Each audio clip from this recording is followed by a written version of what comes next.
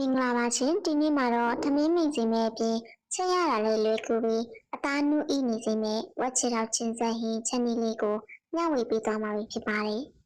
ချင်းချင်းဆက်ဆက်နဲ့စီပြန်ဟင်းလေးမို့ကြည်ရင်နဲ့တင်တည်ကြသွားရမယ်ဟင်းတစ်ခွက်ပါပဲ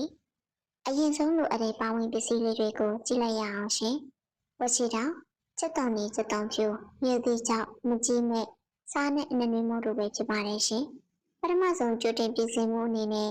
ရေသီးချောက်ကိုရေနွေးနဲ့ပြုတ်ပေးပါမယ်။ပြီးရင်တော့ရေစစ်ပြီးချက်တောင်နီချက်တောင်ဖြူတို့နဲ့အတူညက်နေအောင်ရောထောင်းထားပေးပါနော်။ညရဲ့အချိန်ရတာအတွက်အဓိကဖြစ်တဲ့မကြီးမဲကိုလည်းရေနွေးလေးနဲ့ကြိုပြီးစိမ့်ထားပေးပါမယ်ရှင်။ကဲအခုဆိုရင်စချက်လို့ရပါပြီ။အိုးထဲကိုစီလေးနည်းငယ်ထည့်စီပူလိုက်ရင်ခုနကထောင်းထားတဲ့မြေသီးစီတက်လေးကိုထည့်ပြီးဝင်ရနဲ့တင်အောင်စီတက်ပေးပါမယ်။စီတက်လို့ဝေးလာပြီဆိုရင်တော့စားစနူးနည်းနဲ့အရသာနေရတဲ့ဝက်ချီတောက်တွေကိုထည့်လိုက်ပါမယ်။ဝက်သားတွေကထွက်လာတဲ့ရေတွေအကုန်ကုန်သွားတဲ့အထိအသားလေးတွေတင်လာတဲ့အထိတေချာလေးလုံးပေးရပါမယ်ရှင်။ဒါမှအသားကညှိနှံပြောက်ပြီးပိုပြီးအရသာရှိမှာ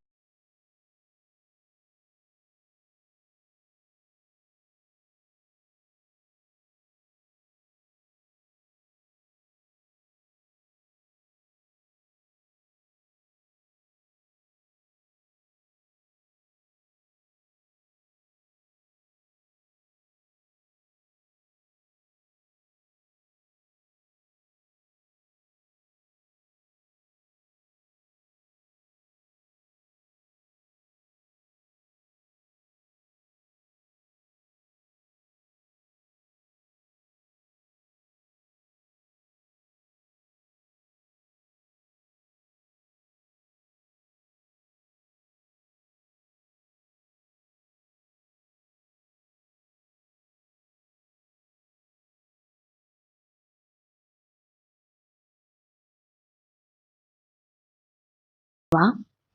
ဝက်သားလေးတွေတင်ပြီးရေခမ်းသွားပြီဆိုရင်တော့အသားနှွေးသွားအောင်ဝက်သားမြုပ်တဲ့အထိရေပြန်ထည့်ပေးပါမယ်ရှင်ပြီးရင်တော့အသားနုသွားအောင်အဖုံးအုပ်ပြီးတည်ထားလိုက်ရအောင်နော်ဟင်းအိုးလေးစူပတ်လာပြီးရေအနှဲငယ်ခမ်းလာပြီဆိုရင်တော့စောစောကအချင်းရတာအတွက်ပြင်ထားတဲ့မကြီးမဲ့ရေလေးကိုထည့်ပေးရပါမယ်ရှင်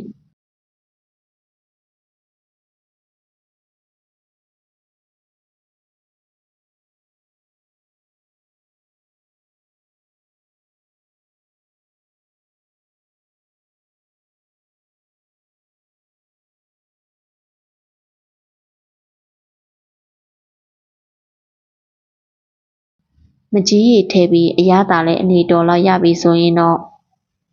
ရေကုန်စီကြံနဲ့ချူချူရှဲရှဲရှိလာတဲ့ဝက်ချီတောက်ချင်းစမ်းဟင်းလေးတစ်ခွက်အစင်သေးရပါပြီရှင်ဒီဗီဒီယိုလေးကိုသဘောကျရင် like နဲ့ subscribe လေးလုပ်ပြီးဖို့မမိနဲ့အောင်နော်နောက်ထပ်ချက်နည်းပြုတ်နည်းအသစ်တွေမှာပြန်တွေ့ကြပါမယ်အားလုံးပဲဒုက္ခချမ်းသာပေါင်းနဲ့ပြည့်စုံကြပါစေရှင်